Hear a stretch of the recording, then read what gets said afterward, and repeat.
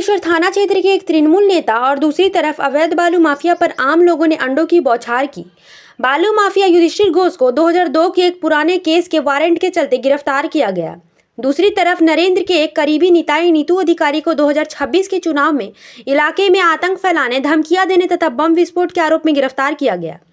Pandeshwar police को एक गुप्त सूत्र से मिली जानकारी के अनुसार स्थानीय तृणमूल नेता और पेशे से स्कूल शिक्षक निताई अधिकारी को पांडेश्वर के श्यामला इलाके से गिरफ्तार किया गया।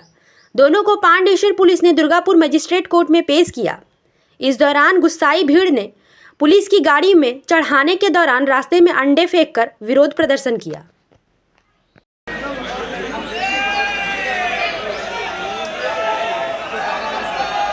हमें आगे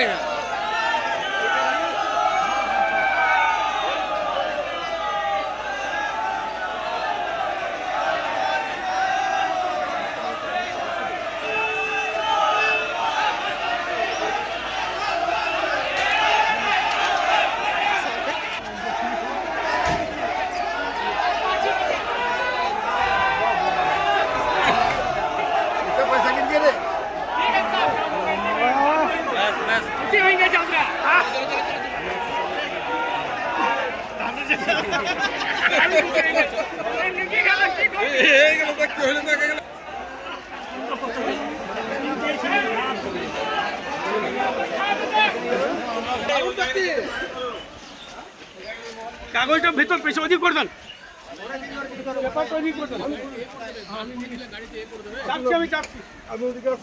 আমি যাচ্ছি এদিকে। বলছে আপনার বিরুদ্ধে যে অভিযোগ উঠেছে সেই অভিযোগের কতটা সত্যতা আছে? ডিম নিয়ে কি বলবে? এত ডিম নিয়ে এসছো কি? চোরদের মুখে ডিম মারা হবে। বলো বলো কে বলছিস? কাদেরকে ডিম মারবে? এই চোর তৃণমূলের চোরগুলোর মুখে ডিম মারা হবে। কি নাম কারা চোর? নিতু মাস্টার। আর কে? একটা মহিলা জীবন গেছে। কি করেছিল? কি অভিযোগ কি ওর বিরুদ্ধে? একটা মহিলা জীবন গেছে। মহিলাকে মেরেছে। ও একটা মহিলাকে হ্যারাস করে মেরেছে। ওই মহিলা আমার স্ত্রী। ওই মহিলা এখনো বিচার পায় নাই। হ্যাঁ, তোমার স্ত্রী সরকার যে আছে তার জন্য আমার বউকে মানে মারা হয়েছে। হ্যাঁ, ও এত বাজে লোক, এত ফালতু লোক, নানা রকম ভাবে কোয়ার্টারে যেখানে বাস করতো বেলডাঙ্গায়, সেই কোয়ার্টারের বালির পয়সা কোয়ার্টার বিক্রি করে 50,000, 1,80,000 যাকে যেমন পেয়েছে বাইরের লোককে নিয়ে এসে ঢুকিয়েছে, সেই টাকাগুলো খেয়েছে।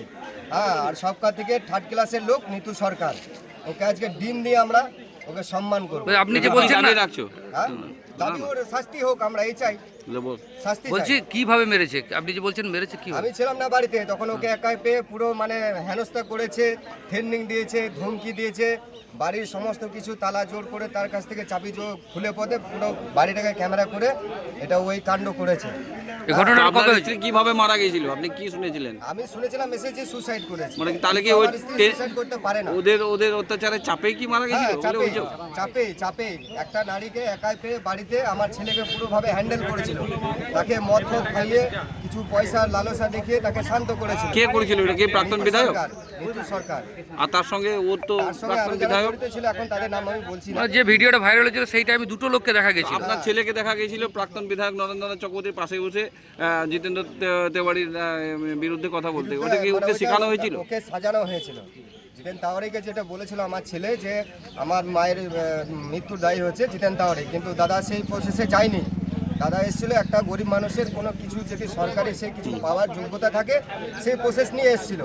তার জন্য এরা সেটাকে মানে দাদাকে দোষী করানোর জন্য এরা উল্টো ছকে গেছে, সেখানে আমার বইয়ের জীবনটা এই নিতু সরকারের জন্য চলে গেল। তা আপনি অভিযোগ করেছেন নিতু সরকারের বিরুদ্ধে? অভিযোগ তারা তখন রোলিং পার্টি ছিল, আমার কিছু দিয়ে ধমকি দিয়ে আমাকে করবেন। নিতু অধিকারীর বিরুদ্ধে আপনি কি এখন অভিযোগ করবেন লিখিতভাবে? এখন আমি এই মুহূর্তে কিছু বলতে পারছি না। আপনার নাম? আমার নাম সুশান্ত সূত্রধর।